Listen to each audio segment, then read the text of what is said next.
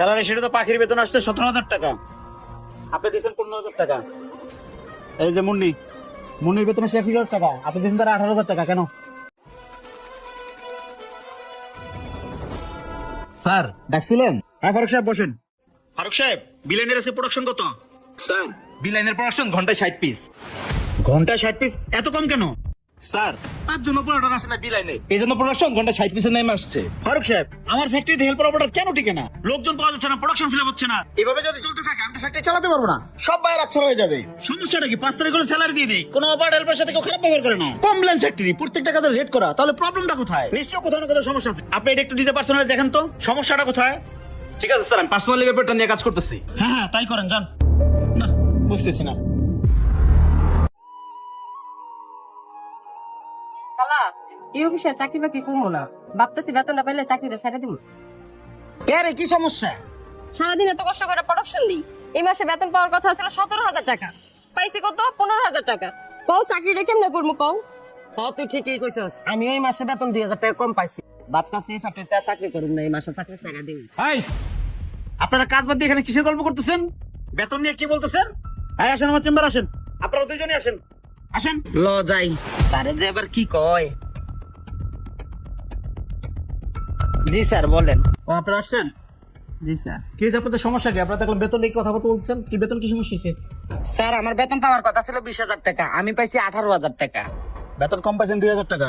জি sir. বাকি আপনার কি সমস্যা? স্যার আমার বেতন পাওয়ার কথা ছিল 17,900 টাকা, আমি এই জায়গায় বেতন পেয়েছি 15,000 কি টাকা। ব্যাপার? ওই দুটো স্যারের চেম্বারে কে? দেখি তাড়াতাড়ি যাই। এই তুমি স্যারের চেম্বারে কি করো? কাজ চেম্বার দিয়ে ফাঁকি বাজে, চপ চপ করে যাও, চপ করে যাও কাজ করো। এই তোমরা দাঁড়াও, কোথাও যাবো না।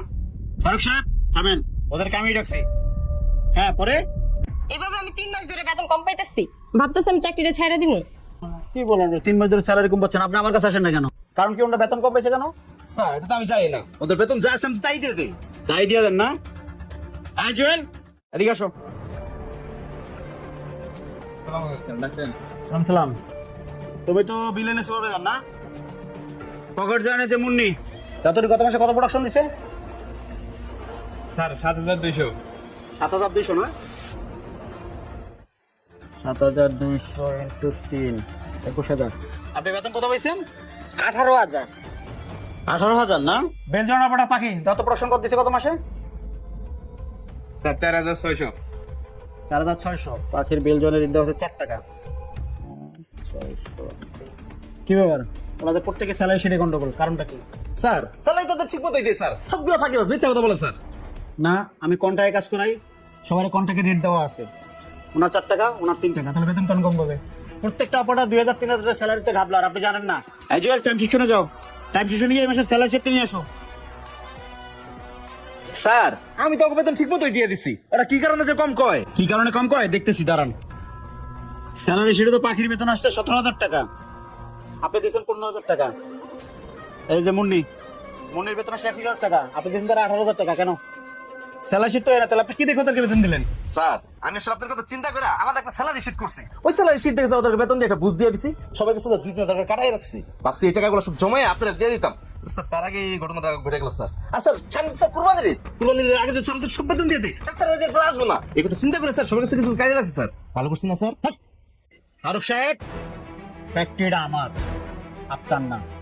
ওয়ার্কারের চিন্তা আমি করবো, আপনি না। কোন অপারেটর চলে গেল, কোন অপারেটর থাকলো সেটা আমি বুঝবো, আপনি না।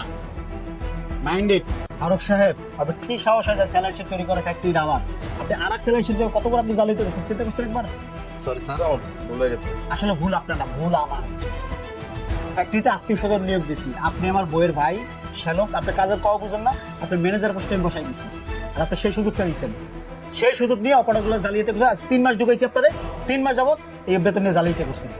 তাই তো বলি, আমার অপারেটর হেল্পার কি জন্য টেকে না, আমার সুরদের কি জন্য টেকে না? এই স্যালারি শিটে বেগে নাম করেন। শোনেন, আপনি আবার আত্মীয় না হলে আপনি আমি এখন পুলিশে দিতাম। শুনেন ফারুক সাহেব, আগামী 2 দিনের মধ্যে আপনি ওদের স্যালারি বুঝাই দিবেন, যত স্যালারি রিকভারি আছে সব রিকভারি আপনি করবেন, যার যা প্রাপ্য আপনি তাদেরকে বুঝাই দিয়ে তারপর ফ্যাক্টরি ত্যাগ করবেন।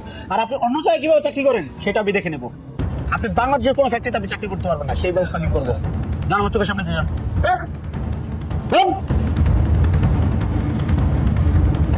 যাও তুমি যাও। স্যার আপনার অনেক ধন্যবাদ স্যার এই জালিয়াতিটা যদি আপনি না ধরতেন তাহলে আপনার ফ্যাক্টরি একদম খালি হয়ে যেত গা এই মাসে 30-40টা অফারটা চলে যেত গা স্যার আসলে আপনি অনেক ভালো মানুষ। আসলে ভালো মানুষের কিছুই না এখানে, এটা আমার দায়িত্ব ছিল, কর্তব্য। কারণ আমি বেতন দিচ্ছি, আপনারা কম পাচ্ছেন। আমি তো আপনাদের পড়াশোনার রেট হিসাব করে দিচ্ছি, কিন্তু যদি আপনার বেতন কম পাচ্ছে, এটা তো আমারই দেখতে হবে। আমার লোক ঝামেলা করছে, আমারই বইতে হবে। ঠিক আছে, যান, আপনারা আপনাদের কাজ করেন।